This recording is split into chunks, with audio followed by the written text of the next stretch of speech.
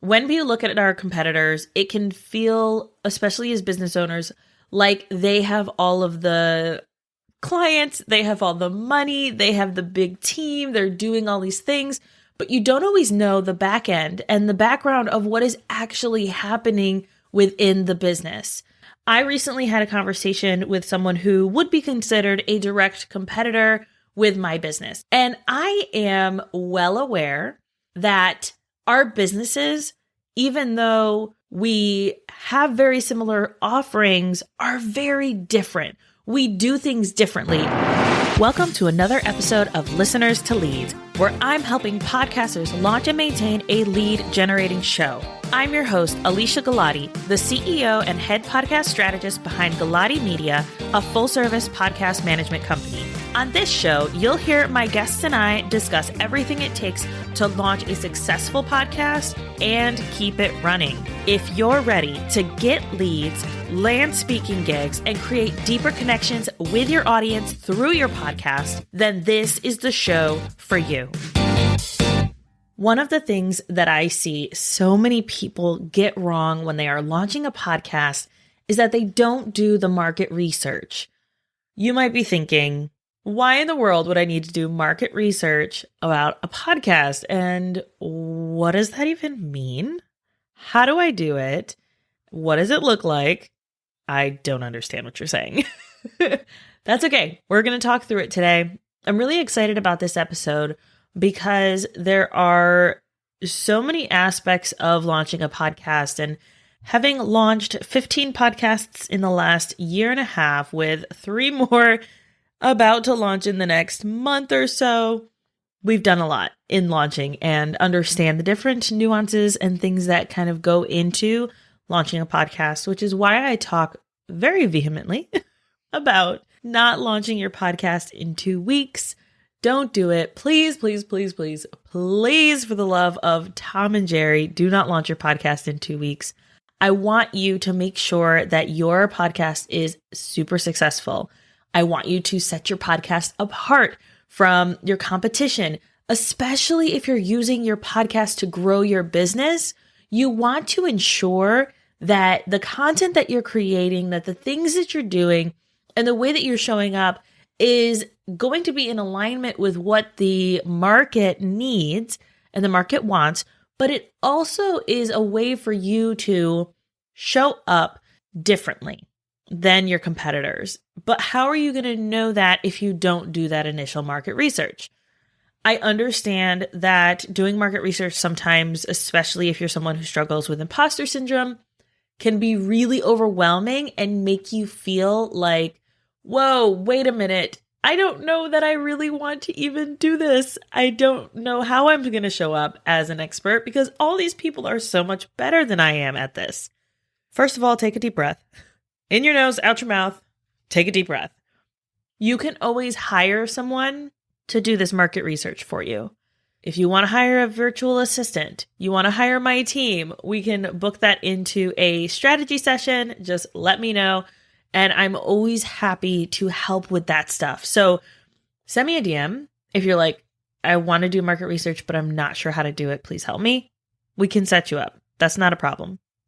So first things first, as I'm going through each of the different elements of your market research, I want to let you know I'm going to use some examples, and I'm going to pretend that I am a dog trainer and what my podcast might look like as a dog trainer. I understand that you might be a coach, you might be a service provider, you might be something completely different. This is just to give you an idea of the different types of things that you're going to look for. And it also helps that this imaginary dog training business has one-on-one services, has coaching, and has courses. So this is going to give you like a very well-rounded idea of how to do the market research for either a service business or a coaching business or one that has courses. So first, let's talk about the importance of market research. I got my bachelor's in marketing and another one in business management. So I have a dual bachelor's, and market research is something that if you've done any type of business classes or marketing classes, you know how important this stuff is. It's important to understand what is going on in the industry, but it's also important to analyze your competitors, see what they're doing. And like I said before, make sure that you're finding ways to differentiate yourself. When I say market research, I don't necessarily mean how many people are listening to podcasts. What age range are these people who are listening to podcasts? What countries have the most downloads? What apps are those countries using? That stuff is super important and it's great to look into. Buzzsprout recently came out with a blog post, and I'll make sure that we link it in the show notes, but it gives all of the 2021, and that's when this episode goes live, so we'll try to keep that updated. But the 2021 podcast market stats. Check that out. Get a feel for what you want to do with your podcast in that regard. But this market research is going to be very different. Let's jump into each of the different sections. For the market research, these are the different ones that my team does. We look through these things, we analyze them. And just to give you kind of a time frame, we don't spend more than 5 hours on it. It is still really thorough research, but we kind of have to put a time limit on it. Otherwise, we will be going down a rabbit hole of tons and tons of podcasts. The first thing that you're going to look at is the purpose of the podcast. This is where you're going to get really clear on why you are creating this podcast. So for my dog training podcast that I am going to pretend to create, and I'm doing this market research on, the purpose of this dog training podcast is to drive traffic to my services, my coaching, and my courses, to establish my thought leadership as a dog trainer in my community, and to create content that is going to serve my audience while still continuing to grow that relationship with them. So furthering a relationship with my audience. So those are the 3 purposes of my Pretend Dog podcast. Now you notice there, I was very clear on some of those goals. My goals were to drive traffic to my paid services. It was to establish my thought leadership and to connect with my audience on a deeper level. So I know that I'm going to funnel all of my content through that lens. The next section is going to be, what is the purpose of the content that I'm creating? This is a little different than the podcast in that you're talking more about the type of content you want to create that then feeds into the purpose. Now, the reason we did it in this order is because once you have that purpose, you can get more clear on the type of content that you want to actually produce. So here I know I'm going to, for this Pretend Dog Training podcast, the purpose of that content is going to be to educate dog owners on some training strategies that they can do themselves while still hinting and driving them to those services, that coaching, and my courses where they can DIY it. It's to inspire potential dog owners to take a chance because training a dog takes effort but is worth it. To showcase products or other services that are complementary to my services that are going to help either educate or inspire the audience. Now, those are the 3 purposes of my content. You can come up with as many as you want. I usually try to say stick with around 3 to 5 for the purpose of the podcast and for the purpose of the content. Next, you're going to go into who is listening. So I've got some dog lovers. Maybe they just love dogs, and so they're listening to all the dog podcasts. They might not stay as listeners, but I know that I'm going to be able to attract those people. I've got some dog owners who need support. And then I've got those who are considering getting a dog, but aren't really sure where to start. Or they are considering a dog that might have behavioral issues, and they want to make sure that it's going to be something that they can handle. So those are the people who are listening to my show. Next, I'm going to analyze competitor podcasts. Here, I would say come up with about 10, if possible, podcasts that are going to be competitors or direct competitors. So I did a search for dog training podcasts. I just slapped that into Google and said dog training podcasts. And I've got Drinking from the Toilet Bowl, Real Dogs, Real Training, No Bad Dogs podcast, Your New Puppy, Dog Training and Dog Behavior Lessons to help you turn your new puppy into a well-behaved dog, the Puppy Training Podcast, Creative Dog Training Online Podcast, and more. There are a ton of dog training podcasts here. I actually did not know that there was such a market for dog training podcasts. So I'm going to look at those really big podcasts, the ones that show up first under dog training. Look at how they title, look at maybe the colors they use for their graphics, and then I'm going to write a small synopsis. So this could literally be you copying and pasting what their podcast description is. And then I recommend you listen to one and maybe two, if it's a short podcast, episodes to determine what type of content and the style of the podcast. Once you've done that, you can then get an idea of how in-depth they go, what types of guests they have. Maybe there are some potential guests on there that they have had that you're like, oh, I'd love to have that person on my show. There's so much information that you can get from the market research.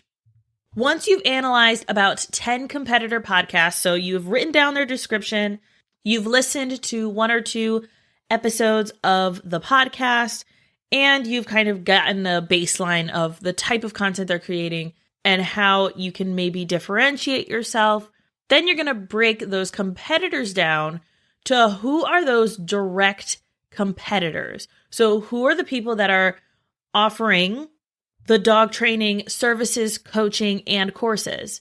So if there's someone who is only offering dog training, one-on-one, in-person services in their local community, but they have a podcast, they might not be a direct competitor for someone who is offering courses for those who want to DIY it, or they might not be those who offer virtual coaching. So you want to make sure that the competitors that you're pulling, those direct competitors, are very much actual competitors with you.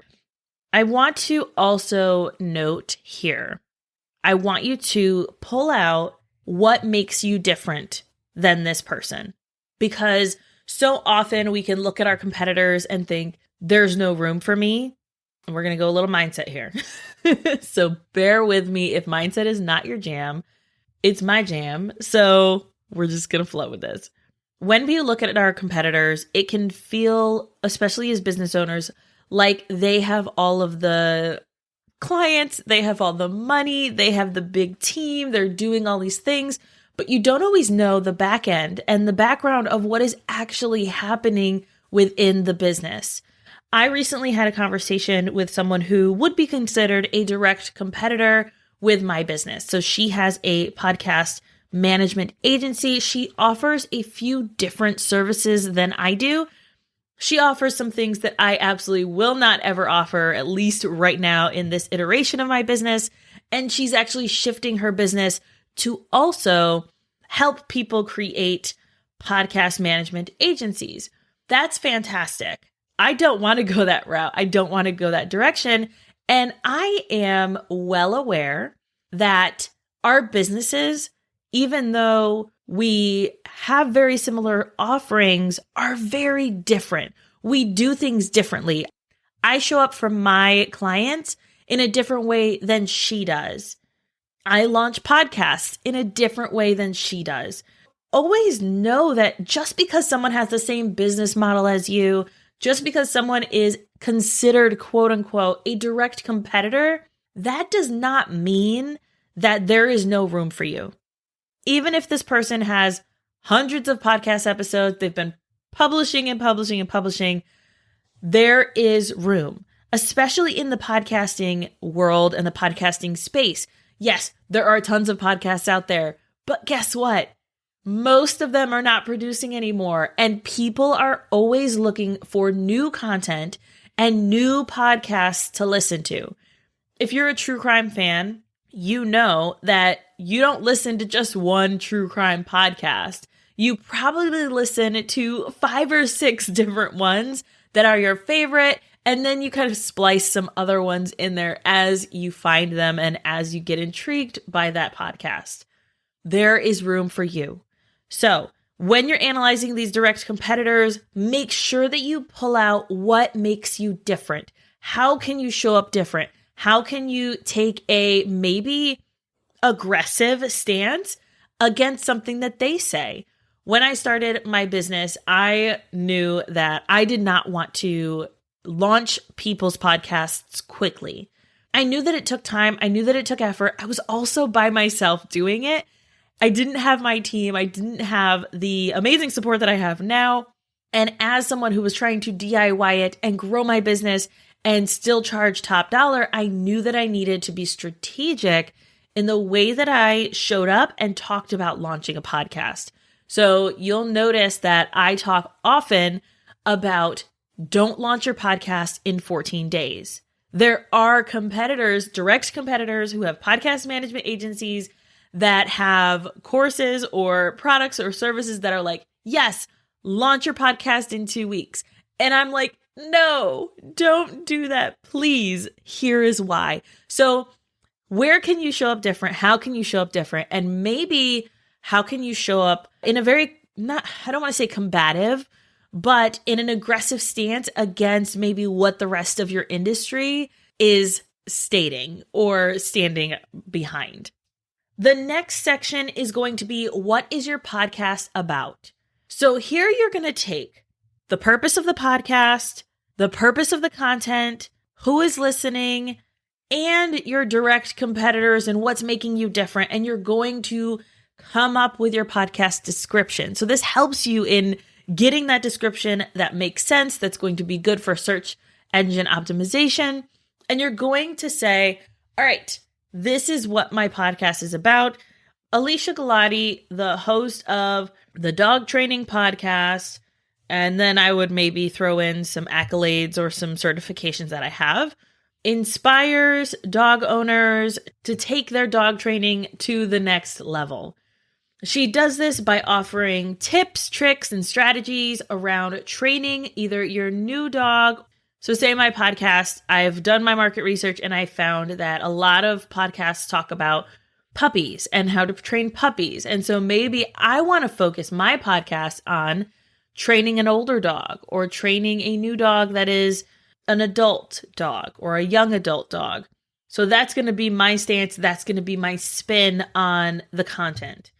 That means that I need to ensure that what I'm saying does not have to do with puppies, and I don't have puppy experts on or anything like that.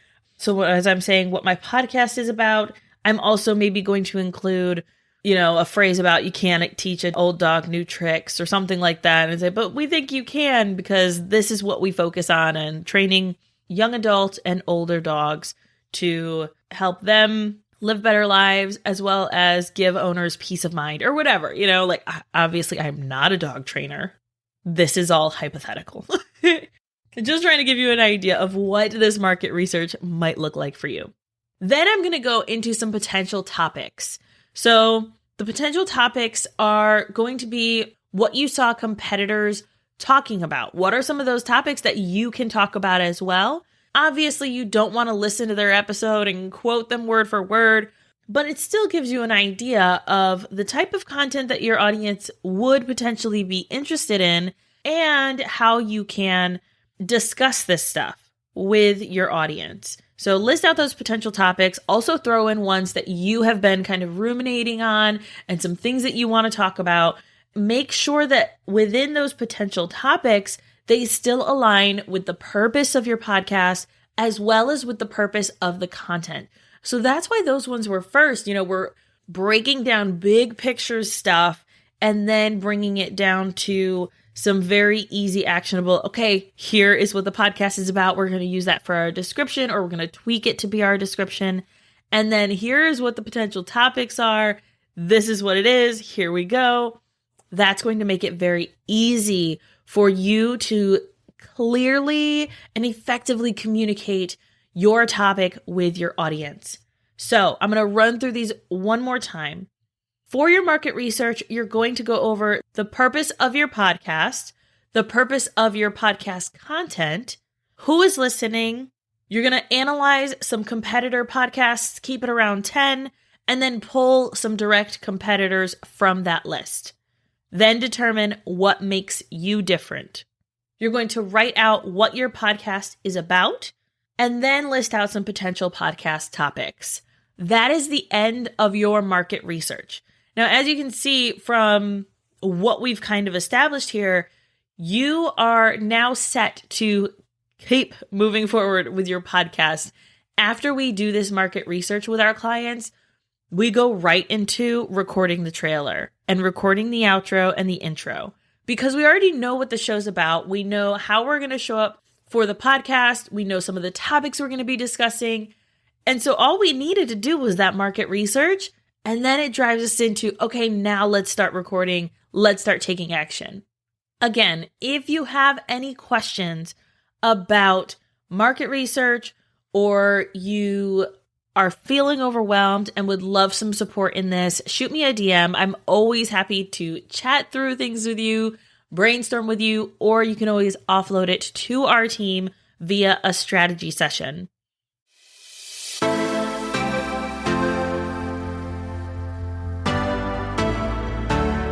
Thank you so much for listening to this episode of Listeners to Leads. If you found something in this episode valuable, I would really appreciate it if you shared it with a friend who you know would also get value from it. Want to send me a message? My favorite place to hang out is Instagram. You can find me at alicia.galati. Let me know what your favorite takeaway was from the episode.